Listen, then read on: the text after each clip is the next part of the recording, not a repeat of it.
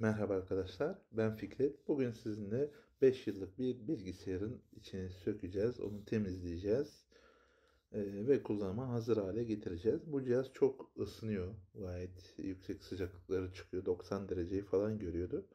Bunu temizlerken termal macun kullanacağız. Ben genelde MX4'ü tercih ediyorum. Evet, şimdi bir bilgisayarımıza yüzeysel olarak kısaca bir bakalım. Hızlıca söküm işlemine geçelim. Arkadaşlar bunlar profesyonel cihazlar. Bu ofis cihazı bu. Profesyonel cihazlar olduğu için bakımı ve sökülme işlemleri normal bilgisayarlardan daha kolay olabilir. Sizin bilgisayarınız daha zor açılıyor olabilir. Gördüğünüz üzere benim bilgisayarım hemen vidaları söktükten sonra bir pena veya tırnağınızın yardımıyla hemen kapağı alabiliyorsunuz. Bilgisayarın bütün parçalarına, donanımına ulaşabiliyorsunuz arkadaşlar. Şu anda içi gayet temiz. Gördüğünüz gibi filtreler var. Filtreler fazla toz geçirmemiş. Bataryalar şişmemiş. Bataryalar sağlam durumda. Unutmayalım, bu 5 yıllık bir cihaz. Zaten bataryalar ömrünü doldurmuş olduğunu düşünüyorum. Burada bir işlem yapmadan önce bataryayı sökmemiz gerekiyor. Bataryayı söküyoruz. Çünkü bir vida düştüğünde cihazımızın bozulmasını istemeyiz. Hemen fanlarımızı da sökelim. Fanların kablosunu, vidalarını söktükten sonra kablosunu da söküyoruz. Tozları kontrol ediyoruz. Şu anda çok aşırı bir toz gözükmüyor ama e, termal boru hattını söküyoruz. Soğutucu bloğu bu aynı zamanda. Termal macun ve termal bant kurumuş. Termal pet de diyebilirim. Kurumuşlar. Hemen şurada gözüme bir parça takılıyor. Buraya SSD veya hard disk takabiliriz. Eklemek için ekstra bir işlev sunmuşlar. Burada bir RAM slotumuz var boşta. Bu cihaz 8 GB'lık bir versiyon. Yani yükseltebiliriz demek. Bu gayet güzel. Orada bir SSD'miz var.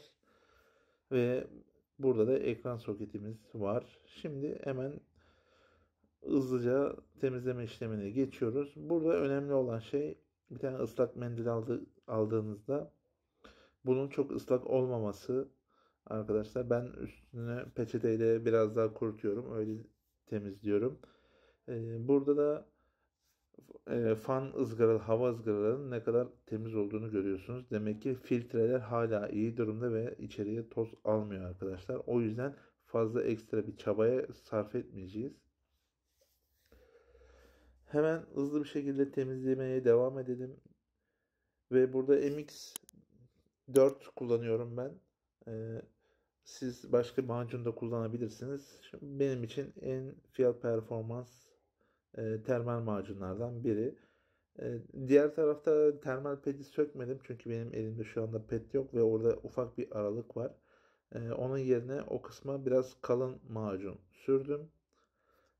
Termal pette iyi basacağını düşünerek. Ve diğer tarafa, yani ana işlemcinin olduğu tarafa da düzgün bir şekilde yaydırıyoruz. Tamamen her yer tam düz hat kalacak şekilde yaydırıyoruz arkadaşlar. Burada çok fazla sürmemeniz daha iyi olur. Şimdi hemen soğutucu bloğu yerine takalım. Artık cihazımız toplama kısmına geldi. Fanını temizliyoruz. Fanında zaten çok aşırı toz yoktu. Hızlı bir şekilde taktık soketlerini. Burada kontrol ediyoruz neler var diye. Fazla bir sıkıntı yok. Hemen üst tarafındaki filtrelerin oradaki tozları atıyoruz arkadaşlar. Şimdi bu cihazın diğer ısınma sebeplerinden birini de söyleyelim. Buralarda arkadaşlar petler vardı. Bu petler artık yok. Bu petler olmadığı için bu hava ızgarasını yeterince yerden yukarı kaldıramıyor ve yeteri kadar vakum yapamıyor. Bu yüzden dolayı cihaz ekstra ısınıyor arkadaşlar. Yani 90 dereceyi geçiyordu bu cihaz. Şimdi o yüzden hani buralara dört köşeye silikon damlatarak yükseltebilirsiniz normalde, ama ben ilerleyen zamanda tekrar pet alacağım için, yani oraları zaten kauçuk alacağım için, yükselteceğim için buna şu anda uygulamayacağım. Ekstra RAM takabiliriz. Onun dışında kendi SSD'si var ve hard disk yuvası fazladan var arkadaşlar. Şu anda BIOS hafızasını silmediği için BIOS pili ile ilgili bir işlem yapmıyoruz. En son olarak bataryasını geri takıyoruz ve cihazımızı kapatmaya hazır hale getiriyoruz arkadaşlar. Şimdi hemen hızlı bir şekilde kapağını kapatmadan önce bir test edelim.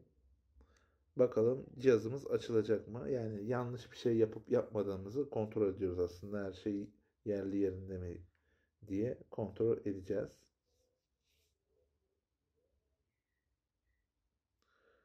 Burada toz kontrolü yapıyorum. İçinde bir şey kaldı mı kalmadı mı?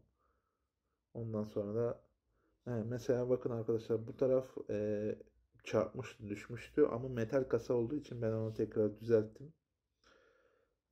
Eski haline getirdim. Metal kasalar candır diyoruz. Cihazımızı hemen açalım bakalım. Gördüğünüz gibi hızlı bir şekilde açıldı.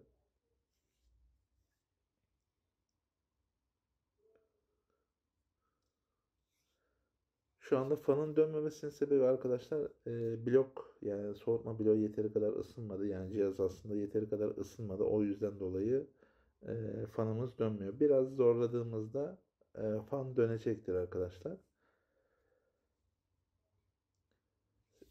Şu anda OCCT programı kurup cihazımızı test edelim. Bütün kapaklarını kapattık. Hava akışı düzgün. Fanımız şu anda çalışmıyor arkadaşlar. Şu anda cihazımız 83-84 derece arasında. 40 saniye geçti. 45 saniye geçti. Şu anda cihazımız 85 dereceye çıktı.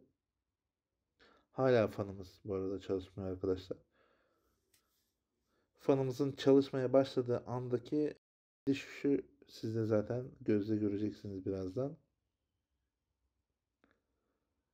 Bakın, soğumaya başladı. Dereceler aşağıya doğru yönelmeye başladı. 77 derece, 76 derece, 75, 74 derece. Gördüğünüz gibi yani fan çalışmaya başladığı anda hemen düşmeye başladı. Şimdi biraz daha zorlamak için adaptörü takıyoruz. Artık frekansları daha da yukarıya çıkacak, daha da zorlayacak. Tekrar 77 dereceye çıktı.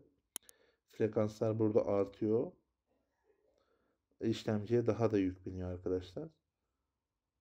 Bu testin sonunda yaklaşık 65 dereceye kadar düştü. Çünkü fan maksimumuza çıktı. Bu arada kendi cihazın kendi içinde fan hız ayarları da var arkadaşlar. Her cihazda farklı. Bu Dell'de Dell Heat diye bir uygulaması var. Diğer markalarda daha farklı. Fan hız ayarlarını değiştirerek de daha serin çalışmasını sağlayabilirsiniz arkadaşlar. Videoyu beğendiyseniz beğenmeyi ve takip etmeyi unutmayın. Hepinize iyi günler.